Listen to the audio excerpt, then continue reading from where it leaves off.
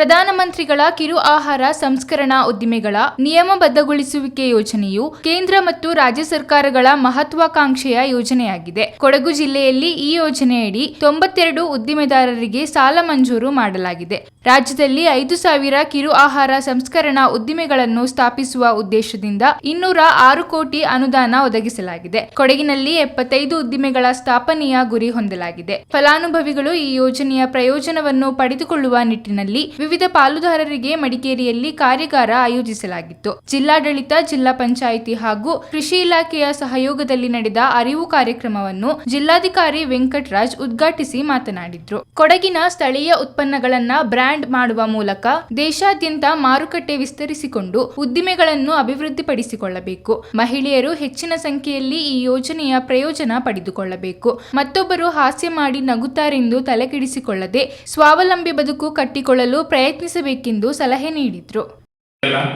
ಚೆನ್ನಾಗಿ ನಡೀತಿದೆ ಅಂತ ನಾವು ಭಾವಿಸ್ತೀವಿ. ಮತ್ತೆ ಈ ಪ್ರಾಡಕ್ಟ್ಸ್ ಕೂಡ ಏನಿದೆ ಅದು ಬಹಳ ವೆರೈಟಿ ಇದೆ. ಏಕೆಂದ್ರೆ ಒಂದು ಪ್ರಾಡಕ್ಟ್ಸ್ಗೆ ಬೇರೆ ಒಂದು ಪ್ರಾಡಕ್ಟ್ಸ್ ಇಲ್ಲಿ ಕಾಂಪಿಟಿಷನ್ ಇಲ್ಲ. ಎಲ್ಲರೂ ಬೇರೆ ಬೇರೆ ಯುನೀಕ್ ಐಡಿಯಾದಿಂದ ಒಂದು ಮಾರ್ಕೆಟಿಂಗ್ ಲ್ಯಾಂಗ್ವೇಜ್ ಅಲ್ಲಿ ಹೋಗುತ್ತೆ ಅಂದ್ರೆ ಒಂದು ನೀಶ್ ಪ್ರಾಡಕ್ಟ್ ಮಾಡಕ್ಕೆ ಅವರು ಮುಂದಕ್ಕೆ ಹೋಗಿದ್ದಾರೆ ಅಂತ. ಸೊ ತಮ್ಮೆಲ್ಲರಿಗೆ ಅಭಿನಂದನೆಗಳು.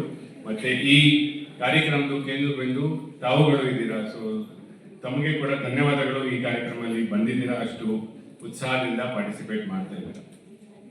ಮತ್ತೆ ಮುಖ್ಯವಾಗಿ ಈಗ ಎಲ್ಲರೂ ಕೃಷಿಕರು ಬಂದಿದ್ದು, ರೈತ ಬಂಧುಗಳು ಬಂದಿದ್ದಾರೆ, ಮತ್ತೆ ಇದು ಕೆಲವು ಸಂಘಟನೆಗಳಿಂದ ಬಂದಿದ್ದಾರೆ. ಮತ್ತೆ ಮುಂದಕ್ಕೆ ಯಾರು ಈ ನಮ್ಮ ಯೋಜನೆಯಲ್ಲಿ ಸೇರ್ಬೇಕಂದ್ರೆ ಈಗ ಪಾರ್ಟಿಸಿಪೆಂಟ್ಸ್ ಬಂದಿದ್ದಾರೆ ಅಂತ ಈ ಕಾರ್ಯಕ್ರಮನ ನಾವು ಆಯೋಜನೆ ಮಾಡಿದ್ದೀವಿ ಅಂದ್ರೆ ಮುಖ್ಯ ಇದು ಕಾರಣ ನೀವೇ ಎಲ್ಲರೂ ಇರ್ತೀರಾ. ಏಕೆಂದ್ರೆ ಇವತ್ತು ನಮ್ಮ JD ಅವರು ಸ್ಟ್ಯಾಟಿಸ್ಟಿಕ್ಸ್ ಕೊಟ್ಟಿದ್ದಾರೆ ಅಂತ ನಮ್ಮ ಜಿಲ್ಲೆಗಳಲ್ಲಿ ಇವತ್ತುವರೆಗೆ ಒಂದು 7 ಅಪ್ಲಿಕೇಶನ್ ಮನ್ನಾ ಅಷ್ಟೇ ಅದು ಆಗಿದೆ, ರಿಜೆಕ್ಟ್ ಆಗಿದೆ. ಅಂದ್ರೆ ಈ ಬಹುಶಃ ನಮ್ಮ ರಾಜ್ಯಗಳಲ್ಲಿ ರಿಜೆಕ್ಷನ್ ನಂಬರ್ಸ್ ನೋಡಿದ್ರೆ ಅಂದ್ರೆ ನಮ್ಮ ಜಿಲ್ಲೆಯಲ್ಲಿ ಬಹಳ ಕಡಿಮೆ ಇದೆ. ಅದಕ್ಕೆ ಕೂಡ ಈಗ ಸುಮಾರು ಸರ್ತಿ ನಾವು ಹೇಳಿದ್ದೇವೆ ಅಂದ್ರೆ ಈ ಯೋಜನೆಗಳಲ್ಲಿ ಫಲಾನುಭವಿದು ಏನು ಲಿಮಿಟ್ ಇಲ್ಲ. 200 ಜನರು ಬಂದಿದ್ರೆ 200 ಜನರಿಗೆ ನಾವು ಸಬ್ಸಿಡಿ ಕೊಡ್ತೀವಿ. 300 ಜನರು ಬಂದಿದ್ರೆ 300 ಜನರಿಗೆ ಕೂಡ ಕೊಡಬಹುದು. ಮತ್ತೆ ಈ ಸ್ಕೀಮ್ದು ಕೂಡ ಅಷ್ಟು ಒಳ್ಳೆ ರೀತಿಯಾಗಿ ರೆಸ್ಪಾನ್ಸ್ ಸಿಗ್ತಾ ಅಂದ್ರೆ ಈ ವರ್ಷ ಕೂಡ ಅದು ಎಕ್ಸ್ಟೆಂಡ್ ಆಗಿದೆ. ಸೊ ದಯವಿಟ್ಟು ಎಲ್ಲರೂ ಇಲ್ಲಿ ಬಂದಿದ್ದೀರಾ ಅವರಿಗೆ ಮತ್ತೆ ಮಾಧ್ಯಮ ಮೂಲಕ ಯಾರು ಅದು ನೋಡ್ತಾರಂತ ಅವರಿಗೆ ಕೂಡ ನಾವು ಅದೇ ಮನವಿ ಇದೆ ಅಂತ ದಯವಿಟ್ಟು ತಮ್ಮ ಪ್ರಾಡಕ್ಟ್ವನ್ನ, ತಮ್ಮ ಪ್ಲಾನ್ವನ್ನ ಸರಿಯಾಗಿ ಈಗ ಪ್ರೆಸೆಂಟ್ ಮಾಡಿ ಈ ಸ್ಕೀಮ್ಗಳಲ್ಲಿ DPR ಮಾಡೋಕ್ಕೆ ಕೂಡ ಸಹಾಯ ನಾವೇ ಕೊಡ್ತೀವಿ. ಅದರಲ್ಲಿ ಲೋನ್ ವ್ಯವಸ್ಥೆ ಕೂಡ ನಾವೇ ನಮ್ಮ ಕಮಿಟಿ ಮೂಲಕ ಅವರಿಗೆ ಫಾಲೋ ಅಪ್ ಮಾಡ್ತೀವಿ. ತಾವು ಒಳ್ಳೆ ರೀತಿಯಾಗಿ ಪ್ಲಾನ್ ಆದರೆ ಅಷ್ಟು ಸಾಕು. ಅದು ಮತ್ತೆ ನಿಮ್ಮ ಮನಸ್ಸು ಬೇಕು. ಈ ಮೈಕ್ರೋ ಮತ್ತೆ ಸ್ಮಾಲ್ ಎಂಟರ್ಪ್ರೈಸಸ್ ಯೂನಿಟ್ಸ್ಗಳಲ್ಲಿ ತಾವು ಏನೇನು ಮಾಡ್ಬೋದು ಅಂದರೆ ಅದರಲ್ಲಿ ಲಿಮಿಟೇ ಇಲ್ಲ. ನಾವು ಕೂಡ ಇಲ್ಲಿ ಬೇರೆ ಬೇರೆ ಎಲ್ಲ ಮೀಟಿಂಗ್ಸ್ಗಳಲ್ಲಿ ವಿಶೇಷವಾಗಿ ನಮ್ಮ PMFE ಮೀಟಿಂಗಲ್ಲಿ ಹೇಳ್ತಾ ಇದ್ದೀವಿ ಅಂದರೆ ಪ್ರಾಡಕ್ಟ್ದು ಎಲ್ಲ ವ್ಯಾಲ್ಯೂ ಎಡಿಷನ್ ಮಾಡಬೇಕಂದ್ರೆ ಈವನ್ ಫ್ರೀಸರ್ ಆಗಲಿ ಅದು ಕೂಡ ನಮ್ಮ ಕೊಡಗು ಜಿಲ್ಲೆಗಳಲ್ಲಿ ಈಗ ನಾನ್ ವೆಜ್ ಕನ್ಸಂಪ್ಷನ್ ಇದು ಜಾಸ್ತಿ ಇದೆ ಅಂತ ಅದರಲ್ಲಿ ಕೂಡ ಫ್ರೀಸರ್ ಮೂಲಕ ಒಂದು ವ್ಯಾಲ್ಯೂ ಎಡಿಷನ್ ಮಾಡಿ ಸ್ಟ್ಯಾಂಡರ್ಡೈಸೇಷನ್ ಪ್ಯಾಕೇಜಿಂಗ್ ಮಾಡಿ ನೀವು ಕೊಟ್ಟಿದ್ರೆ ಬಹಳ ಒಳ್ಳೆ ರೀತಿಯಾಗಿ ನಿಮಗೆ ಮಾರ್ಕೆಟ್ ಕೂಡ ಸಿಗ್ತದೆ. ಮತ್ತೆ ಹೈಜಿನಿಕ್ ಪ್ರಾಡಕ್ಟ್ಸ್ ಜನರಿಗೆ ಸಿಗ್ತದೆ. ತಾವುಗಳು ನೋಡ್ಬೋದಂತ ಎಲ್ಲ ಬೆಂಗಳೂರು ಮಹಾನಗರದಲ್ಲಿ ಕೆಲವು ಆ್ಯಪ್ ಮೂಲಕ ಈ ಥರದ್ದು ಮಾಡಿದ್ದಾರೆ. ಬಹಳ ಒಳ್ಳೆಯ ರೆಸ್ಪಾನ್ಸ್ ಇದೆ. ಸೊ ಅದಕ್ಕೆ ಕೂಡ ಹೇಳ್ತೀನಿ, ಕೆಲವು ಏನು ನೋಡ್ತಾರೆ ಅಂದರೆ ನಮ್ಮಲ್ಲಿ ಪ್ರೊಡ್ಯೂಸ್ ಇಲ್ಲ, ಅಗ್ರಿಕಲ್ಚರ್ ಪ್ರೊಡ್ಯೂಸ್ ಇಲ್ಲ ಅಂದರೆ ನಾವು ಮುಂದಕ್ಕೆ ಬರೋಕ್ಕೆ ಇಷ್ಟಪಡ್ತೀವಿ ಅಂದರೆ ನಾವು ಹೆಂಗೆ ಮಾಡಬೇಕಂದ್ರೆ ಇದರಲ್ಲಿ ಓನ್ಲಿ ವ್ಯಾಲ್ಯೂ ಅಡಿಷನ್ ಇದ್ದಿದ್ರೆ ಸಾಕು. Value addition can be of any way. So ದಯವಿಟ್ಟು ಲಿಮಿಟ್ ಏನಿದೆ ಅಂತ ತಮ್ಮ ಮನಸ್ಸಿಂದ ಅದು ಬರಬಾರ್ದು. ಈ ಸ್ಕೀಮ್ಗಳಲ್ಲಿ it is limitless, possibilities are endless. So ದಯವಿಟ್ಟು ತಾವು ಎಲ್ಲರೂ ಯೋಚನೆ ಮಾಡಿ, ಮನಸ್ಸು ಮಾಡಿ. ಮತ್ತೆ ಮುಖ್ಯವಾಗಿ ಈಗ ಅದು ಮಾಧ್ಯಮ ಮೂಲಕ ಮತ್ತೆ ಇವತ್ತು ಬಂದಿರುವ ಸುಮಾರು ಮಹಿಳೆಗಳು ಬಂದಿದ್ದಾರೆ ಅಂದರೆ ನನಗೆ ಬಹಳ ಖುಷಿ ಆಗ್ತಿದೆ. ಏಕೆಂದರೆ women entrepreneurs are the ones for whom this scheme is basically targeting. ತಾವುಗಳು ಮುಂದಕ್ಕೆ ಬಂದರೆ ಅಂದರೆ ಬೇರೆ ಎಲ್ಲರಿಗೆ ಕೂಡ ಒಂದು ಸ್ಫೂರ್ತಿ ಬರ್ತದೆ. ಅಂದರೆ ಇವರು ಮಾಡಿದ್ದಾರೆ ಅಂತ ನಾವು ಕೂಡ ಮಾಡಬಹುದು. ಮತ್ತು definitely women are better managers. ಅವರು ಎಲ್ಲ ಚೆನ್ನಾಗಿ ಮ್ಯಾನೇಜ್ ಮಾಡ್ತಾರಂತ ಅದು ಕೂಡ ಅಲ್ಲಿ ಪ್ರಮಾಣಿಗೆ ಅವಶ್ಯಕತೆ ಇರೋದಿಲ್ಲ. ಸೊ ಈಗ ಲೀಡ್ ಜಿಲ್ಲಾ ವ್ಯವಸ್ಥಾಪಕ ಗಂಗಾಧರ್ ನಾಯಕ್ ಮಾತನಾಡಿ, ಬ್ಯಾಂಕಿನಲ್ಲಿ ಸಾಲ ಸೌಲಭ್ಯದ ಅವಕಾಶಗಳ ಬಗ್ಗೆ ಮಾಹಿತಿ ನೀಡಿದ್ರು. ಅಡಿಕೆ, ಕರಿಮೆಣಸು ಬೆಳೆಗಳಿಗೆ ಇನ್ಶೂರೆನ್ಸ್ ಮಾಡಿಸಿಕೊಳ್ಳಲು ಅವಕಾಶವಿದ್ದು, ಆಗಸ್ಟ್ ಅಂತ್ಯದೊಳಗೆ ವಿಮೆ ಮಾಡಿಸಿಕೊಳ್ಳುವಂತೆ ತಿಳಿಸಿದ್ರು. ಆತ್ಮನಿರ್ಭರ್ ಭಾರತ ಸ್ಕೀಮ್ ನಲ್ಲಿ ಬಂತು. ಕೋವಿಡ್ ನಂತರ ಹೆಚ್ಚಾಗಿ ಒಂದು ಅಫೆಕ್ಟ್ ಆದ ಒಂದು ಕಮ್ಯುನಿಟಿ ಅಂತ ಹೇಳಿದ್ರೆ ಅನ್ಆರ್ಗನೈಸ್ ಸೆಕ್ಟರ್. ಯಾರು ಒಂದು ಕೂಲಿ ಕಾರ್ಮಿಕರು, ಬೇರೆ ರೀತಿಯ ಸಣ್ಣ ಸಣ್ಣ ಬಿಸ್ನೆಸ್ ಮಾಡಿರ್ಬೋದು. ಇದು ಏನು ಅನ್ಆರ್ಗನೈಸ್ ಸೆಕ್ಟರ್ ಅಂತ ಹೇಳ್ತೀವಿ, ಈ ಒಂದು ಸೆಕ್ಟರ್ ಅತಿ ಹೆಚ್ಚು ಎಫೆಕ್ಟ್ ಆಗಿದ್ದು ಕೋವಿಡ್ ನಂತರ ಅಥವಾ ಕೋವಿಡ್ ಕಾಲದಲ್ಲಿ. ಸೊ ಇಂತಹ ಒಂದು ಸಮೂಹಕ್ಕೆ, ಜನತೆಗೆ ನಮ್ಮ ಮಾನ್ಯ ಪ್ರಧಾನಮಂತ್ರಿಗಳು ಹಲವಾರು ಸ್ಕೀಮ್ಗಳನ್ನ ಮಾಡಿದ್ರು. ಅದರಲ್ಲಿ ಒಂದು PM ಸ್ವಾನಿಧಿ ಅಂತ, ಏನು ನಮ್ಮ ಬೀದಿ ಬದಿ ವ್ಯಾಪಾರಿಗಳಿಗೆ ಒಂದು ಸಾಲವನ್ನ ನೀಡ್ತಾ ಇದೆ. ಈ PM ಸ್ವಾನಿಧಿಯಲ್ಲಿ ಕೂಡ ನಮ್ಮ ಜಿಲ್ಲೆ ಒಂದು ಉತ್ತಮವಾದ ಪರ್ಫಾರ್ಮೆನ್ಸ್ ತೋರಿಸಿ ನಮ್ಮ ಜಿಲ್ಲೆ ರಾಜ್ಯದಲ್ಲಿ 2ನೇ ರ್ಯಾಂಕಿಗೆ ಪಡೆದಿದೆ. ಅದೇ ರೀತಿ ಇನ್ನೊಂದು PM ಮುದ್ರಾ ಯೋಜನೆಗಳು, ಇನ್ನೊಂದು PM FME. ಯಾಕಂತ ಹೇಳಿದ್ರೆ ಬೇರೆ ಬೇರೆ ಒಂದು ಸೆಕ್ಟರ್ಗಳನ್ನು ಕ್ಯಾಟರ್ ಮಾಡ್ಲಿಕ್ಕೋಸ್ಕರ ಈ ಮೈಕ್ರೋ ಫುಡ್ ಇಂಡಸ್ಟ್ರೀಸ್ಗೆ ಸಪೋರ್ಟ್ ಮಾಡ್ಲಿಕ್ಕೋಸ್ಕರ PM FME ಬಂತು. ಇವತ್ತು ಫಿಗರ್ಸ್ ಕೊಟ್ಟ ಹಾಗೆ ನಮ್ಮ ಜಿಲ್ಲೆಯಲ್ಲಿ ಒಂದು ರಿಜೆಕ್ಟ್ ಆದ ಅಪ್ಲಿಕೇಶನ್ಸ್ ಇಡೀ ರಾಜ್ಯದಲ್ಲೇ ಕಮ್ಮಿ, ಅಪ್ಲಿಕೇಶನ್ಸ್ ಬಂದದ್ದು ಕೂಡ ಕಮ್ಮಿ ಇರುತ್ತೆ. ಬಟ್ ನಮ್ಮ ಪ್ರೊಸೆಸಿಂಗ್ ರೇಟ್ ತುಂಬಾ ಚೆನ್ನಾಗಿದೆ ನಮ್ಮ ಜಿಲ್ಲೆಯಲ್ಲಿ.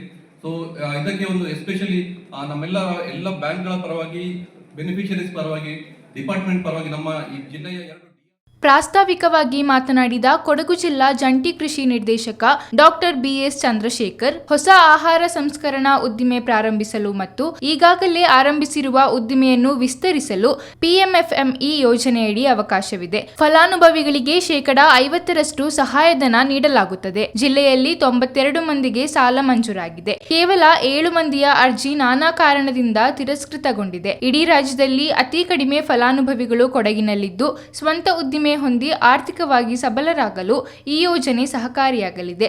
ಗರಿಷ್ಠ 15 ಲಕ್ಷದವರೆಗೆ ಸಹಾಯಧನ ದೊರೆಯಲಿದೆ ಎಂದರು. ಯೋಜನೆ ರೂಪಿಸಿ ಎಲ್ಲ ಕಾರ್ಯಕ್ರಮ ಅನುಷ್ಠಾನ ಮಾಡಲಾಗ್ತಿದೆ. ಇದೇ ನಿಟ್ಟಿನಲ್ಲಿ ಈ ಒಂದು ಉದ್ದೇಶ ಏನಂತಂದ್ರೆ, ಅತಿ ಸಣ್ಣ ಉದ್ದಿಮೆದಾರರು ಏನಿದ್ದಾರೆ, ಈಗ ಅತಿ ಸಣ್ಣ ಉದ್ದಿಮೆದಾರರಿಗೆ ಹಲವಾರು ತೊಂದರೆಗಳಿದೆ. ಅಂದ್ರೆ ಅವರಿಗೆ ತಾಂತ್ರಿಕತೆಯಲ್ಲಿ ಕೊರತೆ ಇರಬಹುದು, ಅವರಿಗೆ ಹೊಸ ಯಂತ್ರೋಪಕರಣಗಳ ಕೊರತೆ ಇರಬಹುದು, ಅದರ ಸಾಲ ಸಿಗುವಂಥದಕ್ಕೆ ಕೊರತೆ ಇರ್ಬೋದು, ಮತ್ತೆ ಅದನ್ನು ಮಾರುಕಟ್ಟೆ ಮಾಡುವಂಥದಕ್ಕೆ ಕೊರತೆ ಇರಬಹುದು. ಮತ್ತೆ ಅದನ್ನು ಮಾರುಕಟ್ಟೆ ಮಾಡುವಂಥ ನಿಟ್ಟಿನಲ್ಲಿ ಆ ಪ್ಯಾಕಿಂಗ್ ಮಾಡಿ, ಅದನ್ನ ಬ್ರ್ಯಾಂಡಿಂಗ್ ಮಾಡಿ ಯಾವ ರೀತಿ ನಾವು ಈ ಒಂದು ಗ್ರಾಹಕರನ್ನ ಸೆಳೆಯಬೇಕು ಅನ್ನೋ ನಿಟ್ಟಿನಲ್ಲಿ ಅವರಿಗೆ ಅರಿವು ಮೂಡಿಸುವಂಥದ್ದು ಇದು ಕಡಿಮೆ ಇತ್ತು ಅಂತಂದ್ರೆ ಅವೆಲ್ಲವನ್ನ ಒಂದು ಉತ್ತಮ ರೀತಿಯಲ್ಲಿ ಒಂದು ರೀತಿ ಮಾಡಿ ಈ ಒಂದು ಸ್ಕೀಮ್ನಲ್ಲಿ ಎಲ್ಲ ಈ ಅತಿ ಸಣ್ಣ ಏನು ಉದ್ದಿಮೆದಾರರಿದ್ದಾರೆ ಅವರೆಲ್ಲರಿಗೂ ಕೂಡ ನಿಯಮಬದ್ಧವಾಗಿ ವ್ಯಾಪಾರವನ್ನು ಮಾಡುವಂಥದ್ದಕ್ಕೆ ಈ ಒಂದು ಸ್ಕೀಮನ್ನು ಹೈಲೈಟ್ ಮಾಡಿ ಈ ಇಡೀ ದೇಶದಲ್ಲಿ ಈ ಒಂದು ಯೋಜನೆ ನಡೀತಾ ಇದೆ.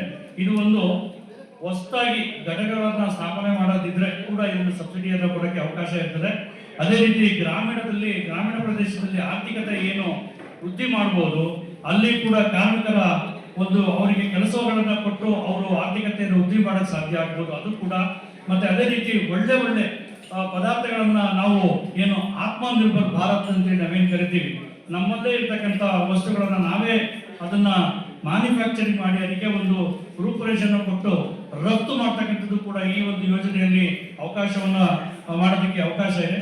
ಅದೇ ರೀತಿಯಲ್ಲಿ ಇಲ್ಲಿ ಒಂದು ಇಂಪಾರ್ಟೆಂಟ್ ಏನಂತಂದ್ರೆ, ಈ ಕೇಂದ್ರ ಸರ್ಕಾರ 35% ಅಷ್ಟು ಕೊಡುತ್ತೆ, ರಾಜ್ಯ ಸರ್ಕಾರ 15%, ಒಟ್ಟು 50% ಕೊಡೋದಕ್ಕೆ ಅವಕಾಶ ಇದೆ ಈ ಪ್ರಾಜೆಕ್ಟ್ ಅಲ್ಲಿ. ಆದ್ರೆ ಇದರಲ್ಲಿ 15 ಲಕ್ಷದವರೆಗೆ ಮ್ಯಾಕ್ಸಿಮಮ್, ಯಾವುದು ಕಡಿಮೆನೋ ಅದನ್ನ ಕೊಡೋದಕ್ಕೆ ಈ ಒಂದು PMFME ಸ್ಕೀಮ್ ಅಲ್ಲಿ ಅವಕಾಶ ಮಾಡಿಕೊಟ್ಟಿರ್ತಕ್ಕಂಥದ್ರಲ್ಲಿ ಈಗ ನಾವು ನೋಡಿದ್ರೆ ನಮ್ಮ ಕೊಡಗಲ್ಲಿ ಒಟ್ಟಾರೆ 160 ಅಪ್ಲಿಕೇಶನ್ ಈಗ ಕಳೆದ 5 ವರ್ಷದಲ್ಲಿ ಬಂದಿದೆ. ಸೊ ನೀವು ಇಲ್ಲಿ ಹೇಳಕ್ಕೆ ನಾನು ಇಚ್ಛೆ ಪಡ್ತೇನೆ, ಎಲ್ಲ ಇಲ್ಲಿ ನೆಲೆತಕ್ಕಂಥ ಫಲಾನುಭವಿಗಳಾಗಲಿ ಹೊಸದಾಗಿ ಈ ಒಂದು PMFME ಅಲ್ಲಿ ರಿಜಿಸ್ಟರ್ ಮಾಡ್ಕೊಳ್ಳೋಕ್ಕೆ ಬಂದಿರತಕ್ಕಂಥ ಹೊಸಬರಾಗಲಿ, ಅಥವಾ ಈಗ FSSAI ಇಂದ ಬಂದಿರತಕ್ಕಂಥ ಫಲಾನುಭವಿಗಳಾಗಲಿ, ಅಥವಾ ನಮ್ಮ ಟ್ರೈಬಲ್ ಗ್ರೂಪ್ ವೆಲ್ಫೇರ್ ಇಂದ ಬಂದಿರತಕ್ಕಂಥ ಫಲಾನುಭವಿಗಳಾಗಲಿ, ಇದುವರೆಗೂ ನಮ್ಮ ಜಿಲ್ಲೆಯಲ್ಲಿ ಕೇವಲ 7 ಅಪ್ಲಿಕೇಶನ್ ಮಾತ್ರ ರಿಜೆಕ್ಟ್ ಆಗಿರ್ತಕ್ಕಂಥದ್ದು. ನಮ್ಮಲ್ಲಿ ಇಲ್ಲಿವರೆಗೆ ಅಪ್ಲೈ ಆಗಿ ಸ್ಯಾಂಕ್ಷನ್ ಆಗಿರ್ತಕ್ಕಂಥ 92 ಇದ್ರೂ ಕೂಡ ಕೇವಲ 7 ಅಪ್ಲಿಕೇಶನ್ ಮಾತ್ರ ರಿಜೆಕ್ಟ್ ಆಗಿ ಯಾರು ಈ ಸ್ಕೀಮ್ನ ಫಲಾನುಭವಿ ಆಗ್ತೀನಿ ಅಂತ ಹೇಳಿ. ಕರ್ನಾಟಕ ಕೃಷಿ ಉತ್ಪನ್ನಗಳ ಸಂಸ್ಕರಣೆ ಹಾಗೂ ರಫ್ತು ನಿಗಮದ ಶಿವಪ್ರಕಾಶ್ ಅವರು ಪಿಎಂಎಫ್ಎಂಇ ಯೋಜನೆಯ ಬಗೆಗಿನ ಪ್ರಶ್ನೆಗಳಿಗೆ ಉತ್ತರಿಸಿದ್ರು. ಕಾರ್ಯಕ್ರಮದಲ್ಲಿ ಯೋಜನೆಯ ಕರಪತ್ರವನ್ನು ಜಿಲ್ಲಾಧಿಕಾರಿ ವೆಂಕಟರಾಜ್ ಬಿಡುಗಡೆಗೊಳಿಸಿದ್ರು. ಬಳಿಕ ಫಲಾನುಭವಿಗಳಿಗೆ ಬ್ಯಾಂಕ್ ವತಿಯಿಂದ ಸಾಲ ಮಂಜೂರಾತಿ ಪತ್ರ ವಿತರಿಸಿದ್ರು.